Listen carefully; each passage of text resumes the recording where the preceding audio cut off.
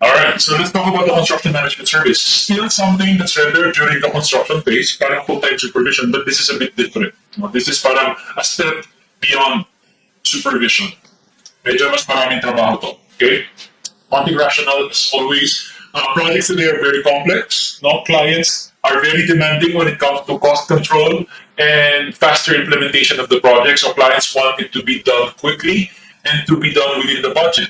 That's the reason for the construction management service, because the construction management service is intended to respond to this need. No? Cost control and faster implementation.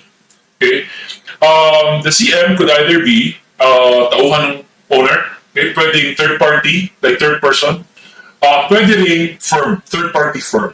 I would say in my experience, madalas yung CM is either a third party firm or in-house, a member of the staff of the owner. Okay, but anyway, it doesn't really matter. Um, Question: can architects become construction managers? Are we qualified to be construction managers? Pag tinanong ko sa exam, they say yes. Okay, obviously, the answer is yes. Something like that. The answer to that is obviously yes. But yes, it's in the standards. Architects can serve as CMs. No? Because architects now are trained in the coordination of the various specialties. So we are allowed, we're much more than qualified to supervise, to monitor construction activities, and to ensure quality workmanship and adherence to the budget. So we are definitely qualified to be CMs. In the real world, are architects hired as CMs?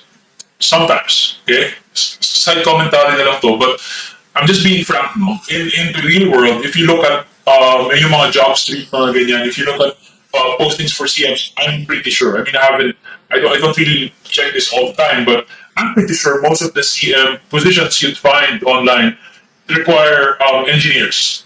Sadly, the industry clearly prefers engineers. But again, in the exam, if they ask you, pwede ba architect? Obviously, yes, pwede. Okay. Ano ba trabaho ng CM? Okay, the responsibilities of the CM include the responsibilities of the CSG. So, kung ano yung sinabi natin trabaho ng inspector kanina, pasok yun sa trabaho ng CM. Okay? Including the following: coordination and supervision, cost and time control, quality control of the work, and record keeping. The one thing that's really important here na medyo bago, na hindi part ng full-time supervision kanina, is ito. Meron ng cost control, meron ng scheduling, na hindi masyadong focus ng full-time supervisor. Yung full-time supervisor is mostly just simple supervision, right? This is really project, I wouldn't say project management, but yeah, construction management. Now, you're not worried about the budget, you're not trying to check the schedule consistently, trying to find ways to meet the deadline and not go beyond the budget. So, obviously, the job is much more, it's your responsibilities are bigger here, okay, compared to kanina, yung full-time supervision service. Okay? Now, yung CM, depende sa setup, pwede raw siya na yung magdala ng inspectors niya, or pwede naman na si owner mag-hire ng inspectors, mag-hire ng CM. Pero in any case, dapat yung inspectors, yung mga full-time inspectors kanina nag-report yan dapat sa CM, kung merong CM. Okay. Next, limitation ulit ng authority ng CM. Okay. There are things that the CM should not do. Okay. One, the CM should not involve himself directly with the work of the contractor such that it may be construed that he is assuming the contractor's liability in the civil code. Huwag siyang masyadong makialam, okay? Not directly at least. I mean, dapat sinusupervise niya, dapat in-ensure niya na tama yung gawa. Pero yung sobrang siya na yung nagpagawa ng buhos, for example, siya na yung nagpapagawa ng bakal, or siya mismo, siya na yung nagbebenta ng mga bakal, etc. Kasi hindi niya gusto yung ginagawa ng laborers. Ang magiging problem sa ganyan kasi is, kapag may nangyaring masama, pwede sabihin ng contractor na, oh, that's not our work anymore. The CM did that. Okay? I mean, if it were up to us, we would have done it correctly, but since nakialam siya and may authority siya over us, we let him. But that's his work na. Nag-fail na column is siya yung nagpagawa. Okay? So, if you notice, parang nadadamay na siya sa liability.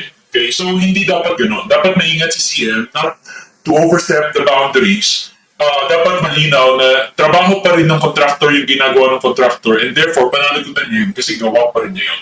Okay? So, yeah, yun yung una. Not be involved that directly. No? Dapat let the contractors to do it. Ang trabaho lang ng CM is to ensure na tama yung ginagawa ng contractor. Kung mali, sabihin mo sa contractor, mali. That's all. Okay, huwag ikaw yung gagawa kayo magpapagawa ng company din. Diba? Kasi pwede na sabihin ng contractor na ikaw na yung nagpagawa. Also, the CM should not impose methods, systems, or designs that will substantially affect the construction schedule and impair the design concept of the architect. Again, this is just about not overstepping his boundaries. Dapat, they call this dapat, matters that need to be referred to the consultants must be referred to the consultant. Okay? Legal responsibility of the CM, the architect na naging CM, no, again, we're assuming the architect and CM, is responsible to the owner on all aspects of the construction work, programming, coordination, quality, cost control, time management. The CM should not assume any liability kapag nag-collapse yung building due to the following. Okay? Nag-collapse yung building due to deficiencies in the design, provided na hindi siya kasali sa plan review or sa design review and approval. Or nag-collapse yung building due to construction, provided na ginawa naman niya yung trabaho niya during construction.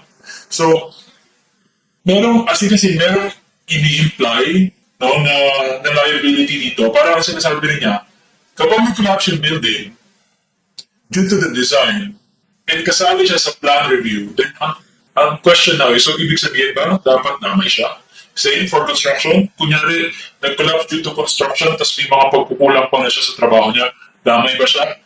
Ang implication dito is, medyo yes. Kaya basta, ang sinasabi dito is, wala siyang liability kung hindi naman siya kasali sa design review, kung ginawa naman niya yung trabaho niya during construction. Okay, so kung hindi niya ginawa, or kung kasali siya sa design review, ang kabaliktaran, it appears is, yes, dapat meron siyang civil liability. Okay? So, yun. Well, honestly, kung ito aabot sa korte, kung ako ang mag-decision sa ganyan, I base it on what the civil code is saying. Article 1723. Okay? But that's just my opinion. Let's just follow what this is saying. Again, my suggestion, no matter how you feel about how we interpret certain things, kung ano yung nakalagay dito, should be the way that you answer questions in the exam. Kasi these are our standards. Okay? Qualifications. Sino ba ang pwedeng maging CM? No? What kind of architect are we looking for? The construction manager could be an individual person or it could be a firm. Okay? Kung firm or kung individual, dapat professional. It should be a state-regulated professional. Preferably an architect. Of course, our standards will say that. The industry probably does not say that, but our standards say we prefer an architect, not engineers. An architect with managerial capabilities and extensive experience in construction. Okay, in particular, especially qualified daw yung mga arkitekto na contractor or yung mga arkitekto na naging responsible na for construction. Yun yung mga arkitekto na magandang choice for construction management.